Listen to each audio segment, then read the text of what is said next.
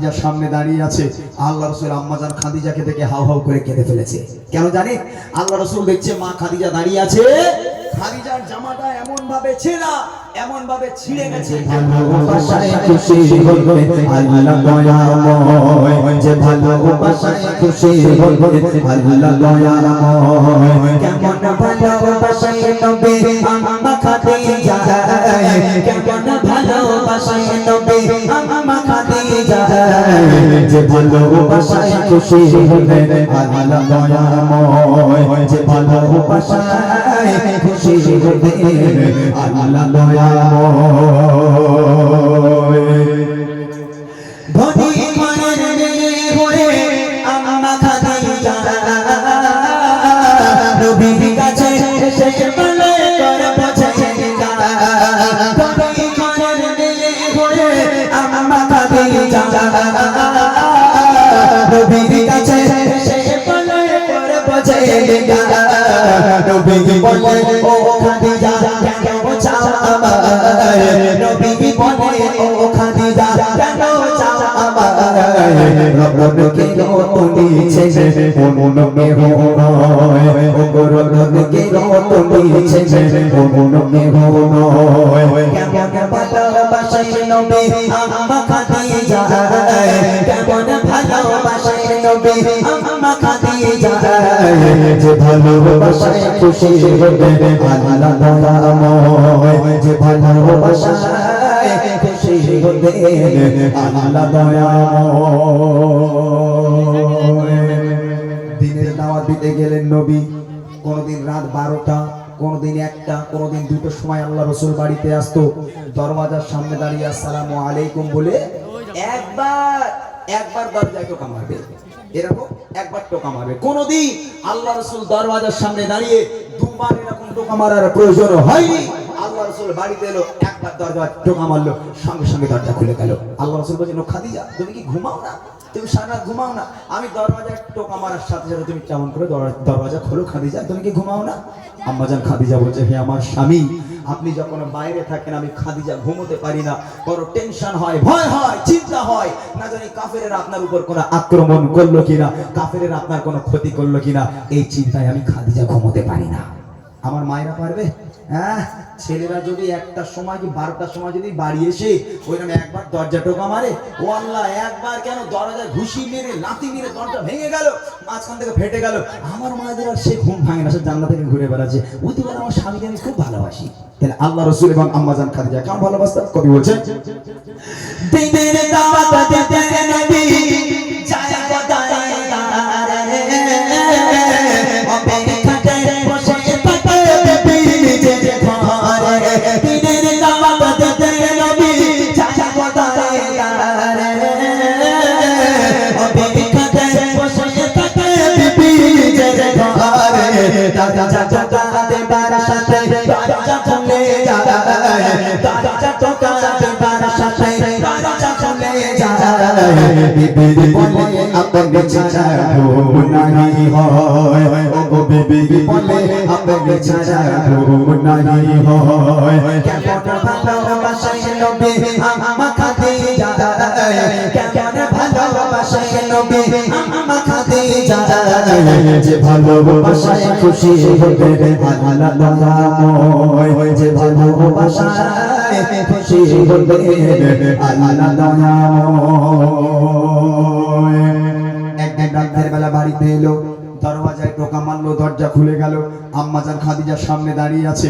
আল্লাহ রাসূল আম্মাজান খাদিজাকে দেখে how how করে কেঁদে ফেলেছে। কেন জানেন? আল্লাহ রাসূল দেখছে মা খাদিজা দাঁড়িয়ে আছে, খাদিজার জামাটা এমন ভাবে ছেঁড়া, এমন ভাবে ছিঁড়ে গেছে, এমন ভাবে ছেঁড়া খাদিজার জামাটা। আল্লাহ রাসূল দেখে কেঁদে ফেললো। এমন ভাবে ছিঁড়ে গেছে, ও জামা সেলাইও করা যাবে না, তাবলিও মারা যাবে না। আম্মাজান খাদিজা আল্লাহ রাসূলকে জড়িয়ে ধরেছে, হে আমার স্বামী, আপনি কাঁদছেন কেন? আল্লাহ রাসূল কাঁদতে কাঁদতে বলেছিল, খাদিজা তুমি কোন ঘরের মেয়ে? তোমার আব্বা জানেন এত সয় সম্পত্তি, এত জায়গা জমির মালিক তোমরা, এত সোনা দানার মালিক, সব সোনা দানাগুলো এনে আমি নবী আমার পথে তুমি কুরবানি করে দিয়েছো। আজকে তোমার অবস্থা দেখো খাদিজা, তোমার জামাটা এমন ভাবে ছিঁড়ে গেছে, আমি স্বামী হয়ে সেলাইও করতে পারবো না। ও খাদিজা, আমি তোমাকে ভালো রাখতে পারলাম না। আম্মাজান খাদিজা বলছে, হে আমার স্বামী, আমি আপনার কাছে কোনোদিন কষ্ট পাইনি, আলহামদুলিল্লাহ ভালো আছি, তবে আমার 3টে আবদার আছে, রাখবেন? জীবনে দেখে চাইনি, 3টে আবদার রাখবেন? আল্লাহ রাসূল বলছে বলো। আম্মাজান খাদিজা বলছে, প্রথম নম্বর আবদার আমার, আমি খাদিজা যখন ইন্তেকাল হয়ে যাব, যখন মারা যাব, দোকান থেকে কাফন কিনে পড়ালে হবে না, তাহলে আপনার এই পিরান, আপনার এই জুব্বা মুবারক আমাকে কাফন করে দিতে হবে। দ্বিতীয় নম্বর আবদার হলো, আমি খাদিজা যখন আমাকে কবরে শোয়াবেন, কবরে শোয়ানোর আগে আপনি নিজে কবরে নেমে কবরের চারপাশটা একবার হাঁটবেন, কেননা আমি খাদিজা বড় কবরের আযাবের ভয় পাই। কবর যদি আমাকে আযাব দেয়, পিষে দেয়, আপনার পায়ে ছাপ থাকলে কবর আমাকে আর আযাব দিতে পারবে না। আর তৃতীয় নম্বর আবদার হলো, মুনকার নেকির ফারিস্তারা যতক্ষণ পর্যন্ত আমার সওয়ালের জবাব না করবে, আমার কবরের ধারে আপনাকে বসে থাকতে হবে, বাড়ি যেতে পারবেন না। এই 3টে আবদার আমার রাখবেন? আল্লাহ রাসূল বলল, খাদিজা তোমার 3টে আবদার আমি মেনে নিলাম।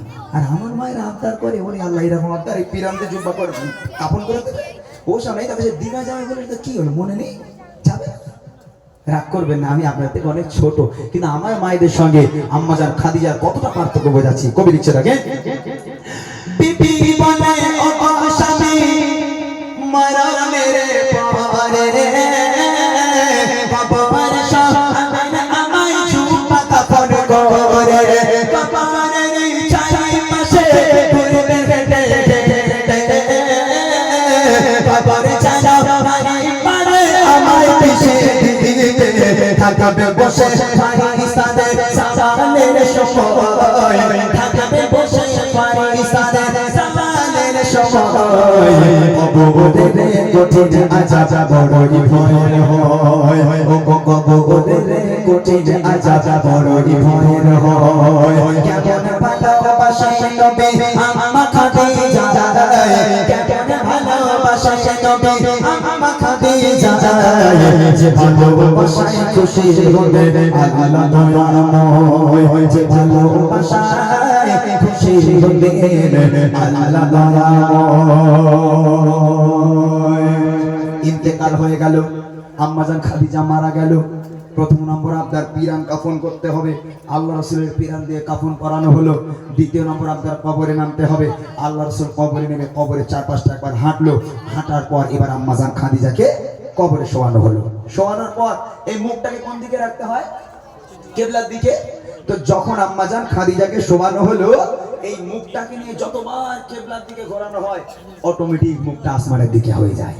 আবার একবার আম্মাজান খাদিজার মুখটাকে নিয়ে কবরের মধ্যে আবার যে কিবলার দিকে পশ্চিম দিকে ঘোরানোর চেষ্টা করা হলো, আবার অটোমেটিক আসমানের দিকে হয়ে যায়, কিবলার দিকে আর ঘোরে না। তিনবার চেষ্টা করার পর যখন কিবলার দিকে ঘোরে না, সবাই পেরেশান হয়ে যাচ্ছে, কি হবে কি হবে। আল্লাহ রাসূল চিন্তায় পড়ে গেল, কেন খাদিজার মুখটা কিবলার দিকে ঘোরে না, শুধু সামনের দিকে হয়ে যায়।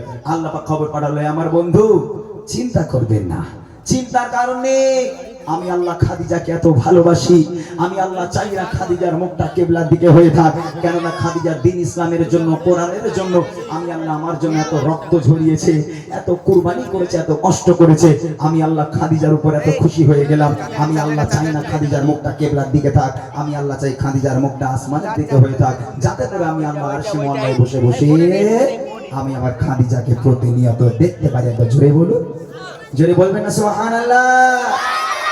কি ভালোবাসে আমার জান খাদিজাকে, যার মুখটা কিবলার দিকে। যত সবাই খাদিজাকে কিবলাতে মুখ করে রে, তত পারে আসমানের ওই দিকে চায় যে ঘোরে রে। যত সবাই খাদিজাকে কিবলাতে মুখ করে রে, তত পারে আসমানের ওই দিকে চায় যে ঘোরে। আল্লাহ বলে, ও গো নবী চিন্তার কিছু নাই, আল্লাহ বলে, ও গো নবী চিন্তার কিছু নাই। খাদিজাকে দেখব বলে আমি সর্বদাই, ও গো খাদিজাকে দেখব বলে আমি সর্বদাই। কেমন ভালোবাসে নবী আমা খাদিজা, কেমন ভালোবাসে নবী আমা খাদিজা যে ভালোবাসায় খুশি হতে আল্লাহ দয়াময় যে ভালোবাসায় খুশি হতে আল্লাহ দয়াময় যে ভালোবাসায় খুশি হতে আল্লাহ দয়াময় যে ভালোবাসায় খুশি হতে আল্লাহ